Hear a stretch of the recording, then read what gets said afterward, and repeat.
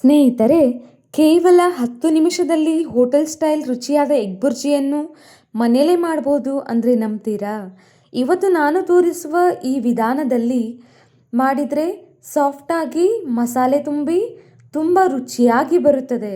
ಹಾಗಿದ್ರೆ ಬನ್ನಿ ಈ ಸೂಪರ್ ಟೇಸ್ಟಿ ಎಗ್ ಬುರ್ಜಿಯನ್ನು ಹೇಗೆ ಮಾಡೋದು ಅಂತ ನೋಡೋಣ. ಇಲ್ಲಿ ನಾನು ಬಾಣಲೆಗೆ ಎಣ್ಣೆ ಹಾಕೋತಾ ಇದ್ದೀನಿ. ಎಣ್ಣೆ ಕಾದ್ಮೇಲೆ ನಾನಿಲ್ಲಿ ಒಂದು ದೊಡ್ಡ ಈರುಳ್ಳಿನ ಸಣ್ಣದಾಗಿ ಕತ್ತರಿಸಿದ್ದೀನಿ. ಹಾಕಿ ಚೆನ್ನಾಗಿ ಫ್ರೈ ಮಾಡ್ಕೋಬೇಕು.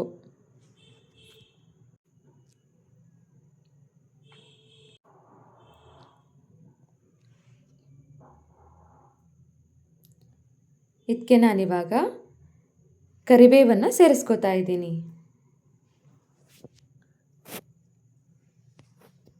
ಎಲ್ಲವನ್ನು ಚೆನ್ನಾಗಿ ಫ್ರೈ ಮಾಡ್ಕೊಳ್ಳಿ.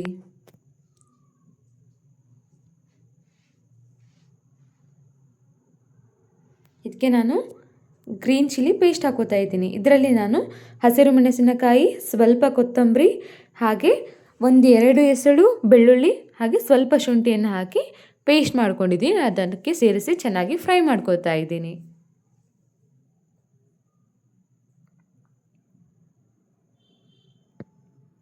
ಹಸಿ ವಾಸನೆ ಹೋಗೋವರೆಗೂ ಚೆನ್ನಾಗಿ ಫ್ರೈ ಮಾಡ್ಕೋಬೇಕು.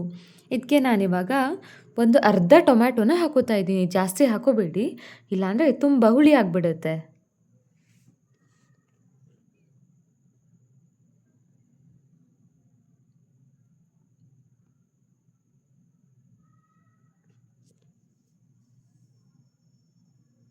ಇದಕ್ಕೆ ರುಚಿಗೆ ತಕ್ಕಷ್ಟು ಉಪ್ಪನ್ನು ಹಾಕೋತಾ ಇದ್ದೀನಿ.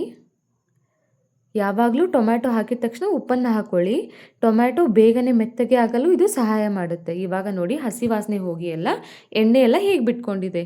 ಇದಕ್ಕೆ ನಾನು ಸ್ವಲ್ಪ ಗರಂ ಮಸಾಲ ಪುಡಿಯನ್ನು ಹಾಕ್ಕೊಂಡಿದ್ದೀನಿ. ಜಾಸ್ತಿ ಹಾಕೋಬೇಡಿ.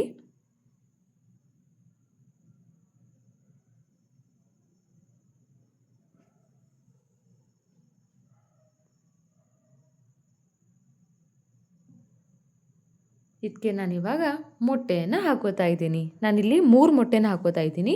ನಿಮಗೆ ಎಷ್ಟು ಬೇಕು ನೋಡಿ ನೀವು ಹಾಕ್ಕೊಳ್ಳಿ. ಒಮ್ಮೆಲೆ ತಿರುಗಿಸ್ಬೇಡಿ. ಹಾಕಿದ ತಕ್ಷಣ 1 ನಿಮಿಷ ಆಮೇಲೆ ತಿರುಗಿಸಿ, ಅಂದರೆ ಮೊಟ್ಟೆ ತುಂಡುಗಳು ಸಿಗುತ್ತದೆ.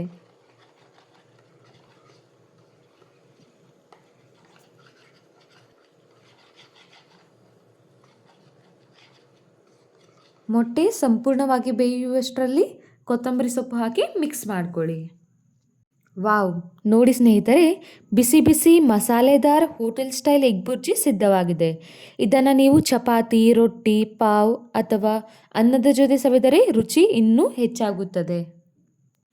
ಈ ರೆಸಿಪಿ ನಿಮಗೆ ಇಷ್ಟವಾದರೆ ವಿಡಿಯೋಗೆ ಒಂದು ಲೈಕ್ ಮಾಡಿ, ನಿಮ್ಮ ಸ್ನೇಹಿತರ ಜೊತೆ ಶೇರ್ ಮಾಡಿ ಮತ್ತು ಇಂತಹ ಇನ್ನಷ್ಟು ರುಚಿಕರ ಕನ್ನಡ ಅಡುಗೆಗಳಿಗಾಗಿ ನಮ್ಮ ಚಾನಲನ್ನು ಸಬ್ಸ್ಕ್ರೈಬ್ ಮಾಡೋದನ್ನು ಮರೆಯಬೇಡಿ. ಮತ್ತೆ ಮುಂದಿನ ವಿಡಿಯೋದಲ್ಲಿ ಸಿಗೋಣ. ನಮಸ್ಕಾರ.